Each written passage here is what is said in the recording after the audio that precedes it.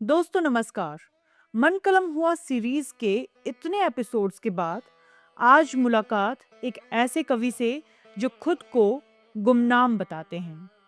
मुझे लगता है कि मैं गुमनाम हूँ, खुद को ही नहीं ढूँढ पाता कभी भी, मैं खुद को ही पहचानने की कोशिश कर रहा हूँ।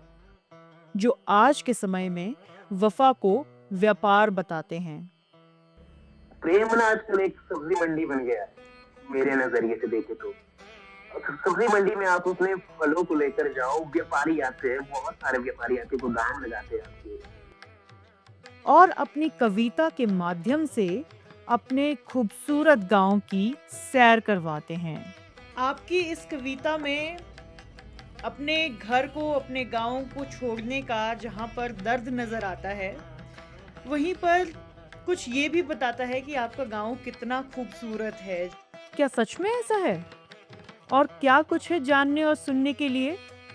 चलिए शुरू करते हैं आज का ये एपिसोड कमल गुमनाम के साथ।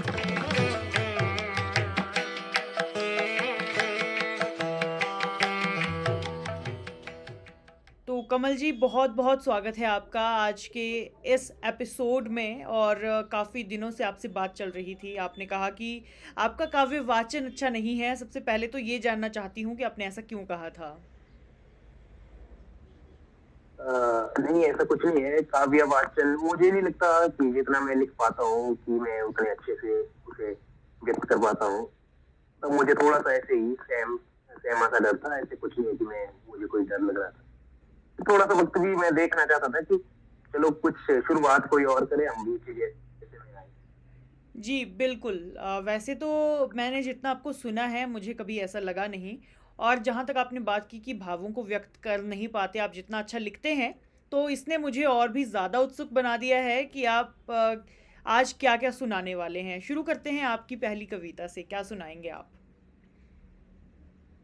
बिल्कुल मेरी ज़्यादातर कविताएँ देखेंगे आप कि 4 से 6 पंक्तियाँ मतलब कि सोनेट टाइप है। बड़ी छोटी कविताएँ लिखता हूँ, पता नहीं क्यों? 1-2 बड़ी कविताएँ हैं बस, वही सुनाऊँगा आपको छोटी-छोटी कविताएँ हैं।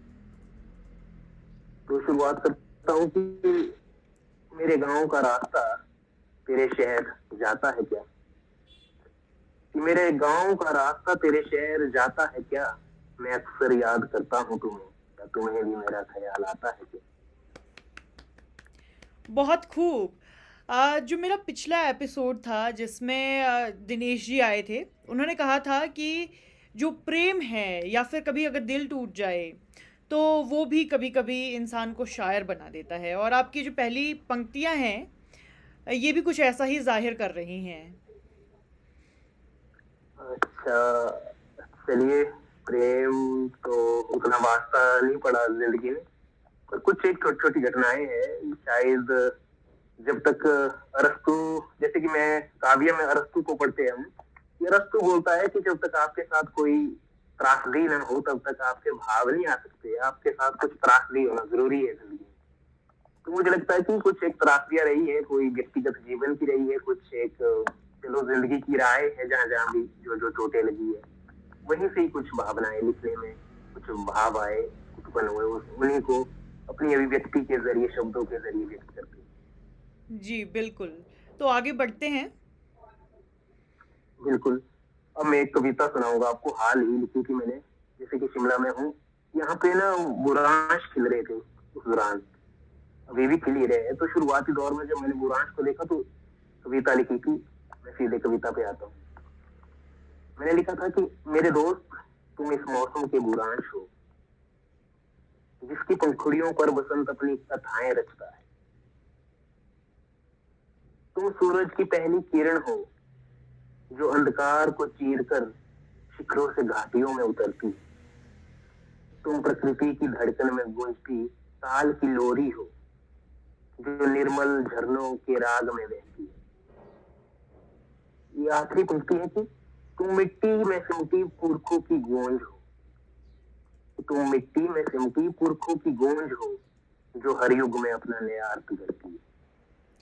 कमल जी, आपने बहुत अच्छा लिखा है, पर मैं इसे समझ पा रही हूँ जैसे आपने दोस्त भी खुद को ही कहा है और आपने जैसे खुद के लिए ही ये लिखा है। पर क्या है इसके ये पीछे? बिल्कुल जो भी कविताएं लिखता हूँ मैं प्रतीक, जैसे कि बुरांश एक प्रतीक है। जी। अगर मैं उसको संबोधन कर रहा हूँ मेरे दोस्त, मैं बुरांश में खुद को भी देख रहा हूँ और मैं पाठकों के लिए छोड़ रहा हूँ कि तुम अपने हिसाब से जोड़ो इस प्रतीक को, तुम अपने दोस्त से जोड़ो, किसी और से जोड़ो, खुद से भी जोड़ सकते हो। और मैं अपनी कविता की व्याख्या नहीं करता कभी भी, क्योंकि मुझे लगता है कि अगर मैं एक कविता लिख रहा हूँ तो अगर 10 पाठक उसको पढ़ रहे हैं तो मुझे लगता है कि 10 पाठक उसे अपने हिसाब से खुद से जोड़ कर देखे कि उनकी जिंदगी में क्या ताल्लुक रख रही है कविता। फिर अगली नज्म है, ये नज्म ही कहूंगा कि जी करता है तेरे नाम एक नज्म लिख दूं। हम्म। जी करता है तेरे नाम एक नज्म लिख दूं कि मैं एक गजल की तरह, हो सके तो पढ़ लेना धड़कनों में, हो सके तो पढ़ लेना धड़कनों में, या फिर वक्त रहते सुरों की फिरकनों में। या फिर वक्त रहते। सुरों की फिरकनों में। वाह वाह, या तो दिल की धड़कनों में या तो फिर सुरों की थिरकनों में। हाँ जी। बहुत खूब, बहुत खूब। तो कमल जी आगे बढ़ते हैं और आगे लिखा, भी सुनते हैं जी। बिल्कुल। आजकल की आधुनिकता के दौर को देखते हुए बहुत सारी घटनाएं घट रही है हमारे आसपास। तो लिखा था मैंने ऐसे ही 4 पंक्तियों में एक नज्म है कि मेरे शहर की जुनहाई देखो, कि मेरे शहर की जुनहाई देखो, उधर कोई कठपुतली जाग रही है, जकड़ी है बेचारी जंजीरों से और बेरहम दुनिया से मदद मांग रही है। 4 ही पंक्तियां हैं। और हाँ बिल्कुल, ये 4 पंक्ति आपने कही, लेकिन मैं अभी सोच में हूँ, नारी के ऊपर लिखा है कमल जी?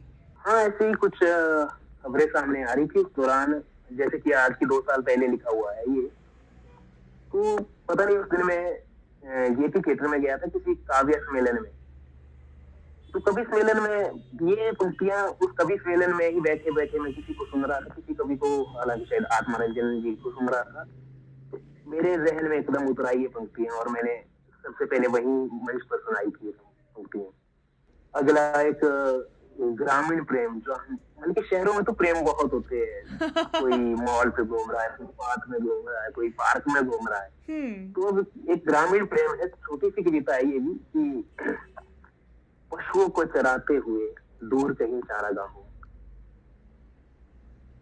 पशुओं को चराते हुए दूर कहीं चारागाहों में, देवदार की छाया में हम विश्राम करेंगे। तब तुम अपनी तकली पर, तब तुम अपनी तकली पर सपनों की ऊन काटते हुए, धीमे सुरों में प्रेम गीत गाना और मैं उस धुन में खो जाऊंगी। कितना खूब लिखा है और कितना प्यारा लिखा है कमल जी आपने। मुझे ऐसा लगता है कि ये नज़ारा शायद ही आजकल के दौर पे कहीं पर देखने को मिलता है। इतना अलग कैसे लिखा कमल जी आपने? पता नहीं, मुझे लगता है जब कविता मैं लिखता हूँ तो मेरी जो प्रतीक भी, जैसे कि तब तुम अपनी तकलीफ पर सपनों की ऊन काटते हुए, मतलब कि सपनों की ऊन है वो, अपनी बातों बातों में ही अपने सपने बुन रहे हैं कि हमें आगे ये ऐसा करना है, वैसा करना है। ये मधुरता मुझे पता नहीं क्यों अपनी ओर खींच लाती है, कि मुझे लगता है कि नहीं, इन चीजों को कविताओं में जगह देने की जरूरत है। लेकिन कमल जी, मेरे ये भी जानने के लिए मैं उत्सुक हूँ कि आज के समय में तो अब वो ज़माना नहीं रहा कि जब हम ऊन कातेंगे और जब हम लोग बकरियां चराएंगे। एक तरफ से हमारा भविष्य बिल्कुल। किसी और जगह जा रहा जी, है, जी। लेकिन आपके ख्वाब कहीं और हैं, कैसे? मेरे ख्वाब इसलिए है कि मुझे लगता है कि आधुनिकता के इस दौर में हमारी संस्कृति भी कहीं ना कहीं ये उस खतरे में है कि वो डगमगा रही है। वहाँ ऊन काटना और वो लकड़ी, मैंने अपनी पहली कविता लिखी थी कि वो लकड़ी पर ऊन की वो तकली पर थी वो कविता। तो मुझे लगता है कि तकली वगैरह ये सारी चीजें कुछ दौर के बाद अब संग्रहालय में नजर आने वाली है, तो हमें इन चीजों का ख्याल होना चाहिए। हाँ जी, आगे बढ़ते हैं। बिल्कुल। जी, एक आजकल मैंने एक वीडियो भी रिकॉर्ड किया, उस पर 4 ही पंक्तियां हैं कि मेरे शहर में व्यापारी बहुत है इश्क के, कि मेरे शहर में व्यापारी बहुत है इश्क के, ना जाने क्यों वफा का दाम गिरता नजर आता, गिरता नजर आता। बहुत खूब, बहुत खूब। हालांकि मैं इसे थोड़ा बहुत समझती हूँ, लेकिन मैं आपको इसे आपके दृश्य से जानना चाहती हूँ कमल जी। मुझे लगता है जैसे कि मैंने इस कविता का संदर्भ, जैसे कि प्रेम ना आजकल एक सब्जी मंडी बन गया है, मेरे नजरिए से देखे तो। सब्जी मंडी में आप अपने फलों को लेकर जाओ, व्यापारी आते हैं, बहुत सारे व्यापारी आते हैं, वो दाम लगाते हैं आपके कि इतना दूंगा इतना दूंगा। और मैंने इश्क को इस नजर से देखा है कि यहाँ आजकल ना जाने क्यों मुझे लगता है कि मेरे शहर में व्यापारी बहुत है। इश्क के व्यापारी हर मोहल्ले हर गली में मिलेंगे कि नहीं हमें प्यार की वो परिभाषा दे रहे हैं, वो ऐसी ऐसी डेफिनेशन दे रहे हैं कि फिर मुझे लगता है कि कहीं ना कहीं पर वफा का जो दाम है ना, वफा का दाम बिल्कुल गिरता नजर आ रहा है मुझे। वफा है नहीं पर वो दाम व्यापारी आ रहे, ऐसा मुझे लगता है ये सब कुछ वर्तमान से जोड़ते हुए लिखा है। हालांकि मैं भी इतना इश्क में डूबा नहीं हूँ, इतने गोते मैंने इश्क के समंदर में नहीं लगाए कि फिर भी मैं एक दुनिया के नजरिया को दुनिया को अपने नजरिए से देखते हुए कि नहीं ऐसा हो सकता है, खुद प्रेम की जगह प्रेमी बनकर देखता हूँ। मतलब कभी ज्यादातर ख्यालों में सोचते, जी, ऐसा मुझे लगता है। तो आपसे एक अंतिम कविता और पंक्तियां सुनते हैं आपकी, और उसके बाद फिर हम इसे अंतिम रूप देंगे। बिल्कुल एक अंतिम कविता है, और शायद मुझे लगता है कि जो भी आजकल स्टूडेंट तैयारी कर रहे हैं, मैंने खुद पर लिखी है ये कविता, वो कैसे भी जोड़ सकते हैं। गांव से शहर में जब हम आते हैं तो फिर हम उस शहर से गांव नहीं लौट पाते, कहीं कहीं ना कहीं हम खो जाते हैं। तो कुछ ही दिनों पहले लिखी थी मैंने ये कविता, लौटने की राह। कि धूप की किरचे पाँव में चुभ रही थी, धूप की किरचे पाँव में चुभ रही थी, जब मैं उस कूचे को पार कर शहर की अजनबी गलियों में उतर आया। पीठ पर गांव की धूल थी, मुट्ठी पर कुछ सपने कसे हुए, और आंखों में मां की आंचल की नमी अब भी ठहरी है।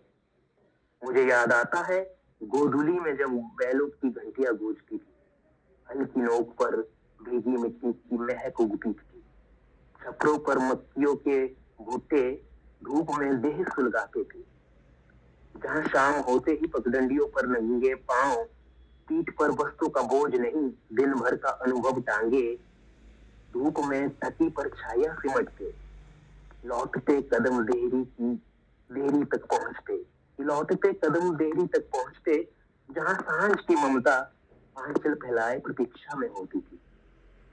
अब शहर के शोर में गांव की लोरी, अब शहर के शोर में गांव की लोरी घुट रही है, कमरों की दीवारों में भीतियों की गंध सीलन बनकर ठहर गई है। यह शामें धुंधली है, ना ख्वाल की बांसुरी की फिरकन, ना ख्वाल की बांसुरी की फिरकन, ना ओस से भीगे खेतों की सौंधी सांसें। यहाँ केवल ठहरी हुई हवा और कांच के टुकड़ों में बंटा हुआ आसमान, जो खिड़कियों से मेरी परछाई टटोलते हुए किसी अजनबी की तरह झांकता है, जैसे मुझे पहचानने की कोशिश कर रहा हो, या शायद पूछ रहा हो कि गुमनाम, शायद पूछ रहा हो कि गुमनाम तुम कब लौटा हो।